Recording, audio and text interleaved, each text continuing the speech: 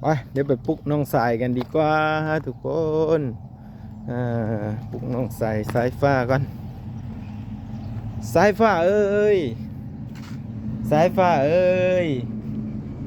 เดี๋ยวไปลูกเด้อลูกเด้อเนาะเมื่อนี้คือตื่นสายแท้เมื่อนี้ แต่เก้าคือตื่นดึกแท้โอ้ยมาเสื้อโคน่านี่เนาะมาต่อกันที่เท่านุ่งเครื่องอยู่วะฮะฮ้อนอยู่เมื่อคืนนี่ฮะแกเสื้อนอนเลยไอ้เรามีฮูเมอร์เลยจักรับตอนเลยนอนคักจักรับยามใดสงสัยเมื่อยขี่รถอยู่หวานนี่กับบ่ได้เฮ็ดเวียกนักยังหลายดอกมือหวานนี่ก็ได้ทุกคนเลยเท่าแต่ว่าขี่รถมานี่แหละเนาะไปเกิดใกล้เฮาที่โทใกล้เจ้าเริ่มหาอยู่หากินยามเช้าแล้วได้แมวบุญมีเฮามาปลุกเธอหนึ่งเลยบ่เห็นสายฟ้า ก็เลยออกไปหาอ้ายอีกเดี๋ยวก็แล่นเข้ามาใหม่อีกซากได้บ่แดดออกเลยดิไปทุกคนเนาะตอนนี้ก็คือสิได้ให้สายฟ้าเกลือไก่ก้อนเนาะสอนน้องไปในโตเลยพ่อพี่น้องเอ้ยเพราะว่าเป็ดไก่นี่คันเฮาบ่เกลือบ่ยังมันสิไปตัวที่นะทุกคนจักอยู่ใส่แต่กะละมังโอ้พี่กะละมังอยู่พี่ถ้าเดี๋ยวสิเอาให้เอาลงเลยเอานงมือเอาได้นี่เรียบร้อยเลยได้นี่สิเอาให้หัวหน้านี่โอ้เห็นสบายดี FC ยามเช้าสวัสดีเด้อ FC ตอนเช้าโดยสิให้น้องเพิ่นเกลือใกล้ไปในตัวก่อนเพิ่นพี่น้องเอ้ยฮักกระตื่นมาเลยแล้วนี่ปุ๊กมาตื่นเกลือใกล้เลยแต่เก้าแม่เคยบอกว่าบ้างว่าลูกเกลือใกล้เด้อเนาะลูกเกลือใกล้ยามเช้าบ่เห็นซ้ำแม่นอ้ายเอาไปซากบ่จัก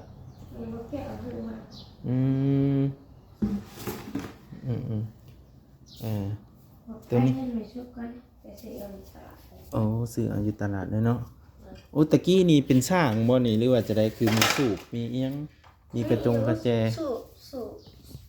บโซ่กะทินั่นแหละโอ้อันนี้นะแม่นยังสานี่ข้าวยังข้าวเปลือกบ่ข้าวสารข้าวสารแบบนี้ต้องไปซีนะบ่โอ้ก็ยังหลายเติบอยู่เด่นตัวนี้เป็นกระเป๋าหำเนาะเอาออกไปทิ่มบ่นี่โอเคเนาะมาที่ทุกคนเลยก่อนสิได้กลับปะน้องเพิ่นกะยังได้สิไปนำกันอยู่ไปนำกันน้องจะว่ากลับปะใช่ป่ะสิได้แว่นำอยู่บ่สุมอายันมันช้าแบบเวลาเฮาไปอันเวลาเฮาไปสวรรค์น่ะนะแว่ใช่มั้ยแว่อีกบ่ตัวนี้เกือบไปซะเกือบเมื่อคืนนี้จะบ่ได้ถือนะเมื่อคืนพูนจะเตะบานว่าอันนี้จะเปล่า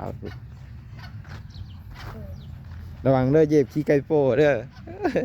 เต็มตีนะเนี่ยแล้วได้ฮะเห็นผู้เฒ่าเพิ่นว่าคันเย็บขี้ไก่เลยมันม้านเงินว่าซั่นได้เงินได้ขับเพราะว่าสิได้ล้างตีนก่อนนั่นแหละก่อนเนาะรับประกันเลยตัวนี้ฮะใช่ปะเจ้าเกลือไก่งัวกินเลยเพราะว่ามันมาเผาอยู่ได้นี่ฮะงัวก็สงสัยมันเคยกินมาจากไฟฟ้ามันจังมาหาจะตลอดดิ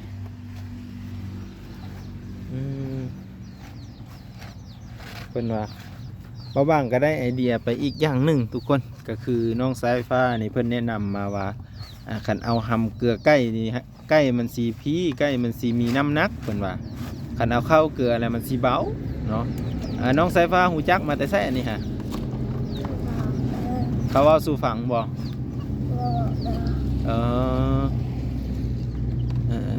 ไปเกลือใกล้ไปพี่น้องเอ้ย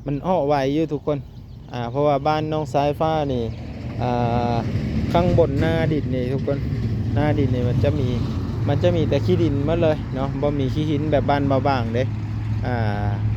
ถ้าว่าเฮาป้าไว้ดนนี่มันก็บ่แห้งเนาะประมาณมื้อวัน2วันนี่ยังคงแบบปกติอยู่เนาะแต่ถ้าบ้านเบาบางนี่เขาว่าบ่ฮดเนาะคือหัวตะไคร้นี่หัวตะไคร้ยังทนน้ำอยู่ยังทนแดดได้อยู่ แต่ว่าเป็นพืชพักแบบต้นหมากไม้หรือว่าเป็นพักพักเสริมพักยังพักที่เรากินประจำวันนะอ่าถ้าพักประเภทนั้นปลาไว้วันหนึ่งนี่ตายเลยทุกคนเลยเนาะเพราะว่ามันมีหินอยู่ทางลุ่มนะมันห้อนนะต้องได้ฮดแต่ประจำเราฮดเท่าละน้อยประจำฮดร้ายก็บ่ได้อีกน้ำมดน้ำน้อยเออประมาณนี้แหละทุกคนเลยก็เลยว่า อ่าปลาไว้บ่ดนนะแม่ฮดตลอดแม่เบาบางฮดตลอดอยู่บ้านคันเบาบางอยู่กะตะกี้ไผเบิ่งคลิปเบาบางน่าจะหูจักเนาะเพราะว่าเบาบางกะปลูกผักปลูกอิหยังหลายพี่น้องเอ้ยเพื่อให้ได้อยู่ได้กินบ่ได้ให้ไปซื้อเขากันไปซื้อเขาแล้วโอ้ยแพงหลายตังค์นะทุกคนเลย10-20 บาทกะเฮาเอาไว้ซื้ออย่างอื่นเนาะที่เฮาเฮ็ดบ่ได้ก็คือแป้งนัวเนาะเกลือแต่ถ้าเป็นพักอันเรือนครัวพักสวนครัวบะวังก็จะปลูกแต่ว่าบะวังก็บ่ได้ค่อยมีเวลาอยู่แล้วพี่น้องเนาะแต่ถ้าได้ดินเป็นของตัวเองนี่เห็ดหัวคักๆนะออมหัวคักเลยพี่น้องเอ้ยเนาะปลูกเลยคักหลายนี่เบิ่งเนี่ยหัวเพิ่นนะมันมักกินเด้อเนาะบักดำไล่ดำไล่ไล่งัวออกให้ไก่กิน บักดำกับมันเมื่อยไล่แล้วมันว่าขี้ข้านไล่เด้มันว่าไล่ไปก็กลับมาคือเก้าเนาะงัวกะมักกินแบบซี่เนาะบรรยากาศช่วงเช้าเด้อพี่น้องแต่ว่ามาสุดนี่หันไห้บ่ได้กินทุกคนเพราะว่าย้ายเตียงมาไว้พี่แหละเนาะย้ายเตียงมาไว้พี่แหละไห้บ่กินเขาก็จะอยู่แบบนี้เลยนะเขาสายฟ้ามันทวีก็ได้ก็ตามภาษาเด็กๆอะไรทุกคนเลยเนาะตามภาษาเด็กๆก็อยู่ได้อยู่สบายอยู่แบบปกติของเขาเจ้าพี่น้องที่เฮามานี่แหละแม่นว่าให้เห็นสภาพการเป็นอยู่หรือว่าชีวิตของเขาเจ้าเนาะแต่ละวันนะทุกคนเขาอยากให้เห็นแบบสั้นเนาะอยากให้ติดตามเบิ้งว่าสภาพชีวิตการเป็นอยู่ของเขาเจ้านี่แบบใดในแต่ละวันเนาะกินข้าวกินปลาอยู่ไซเฮ็ดจังได้อยู่นะประมาณนี้แหละเนาะก็คือแต่เอามาถ่ายนี่ก็บ่ได้มีอีหยังมาต้อนมาฝากมีแต่ว่าซื้อสู้กันกินพี่น้องเนาะสู้เฮามีหั่นแหละสู้เฮามาก็ซื้ออันนั้นอันนี้มาสู้น้องเพิ่นกินเนาะประมาณนี้ทุกคนเลยเป็นกำลังใจให้เด้อพี่น้องเด้อเนาะรับชมคลิปวิดีโอแล้วกับเบิ่งโฆษณาให้บ่าวบางเด้อเนาะผู้ใด FC น้องสายฟ้ากะขอบพระคุณหลายๆพี่น้องเนาะขอบพระคุณกำลังใจทุกเสียงทุกสายทุกหมายเลขเนาะทุกกำลังใจเลยพี่น้องที่ส่งกำลังใจให้เนาะ FC ประเทศไทย FC ประเทศลาวก็ดีพี่น้องเนาะเพิ่นก็ส่งกำลังใจให้ตลอดอยู่เด้อพี่น้องบ่ว่าจะลงคลิปได้นี่เห็นเนาะและก็ขอบใจ FC เมกาเนาะ FC USA พร้อมก็มีพี่น้องบางทีเพิ่นบ่ได้คอมเมนต์เพิ่นก็ว่าเนาะบางทีเพิ่นก็แสดงความคิดเห็นมานำแน่เนาะบางทีเพิ่นก็บ่ได้แสดงความคิดเห็นแต่ว่า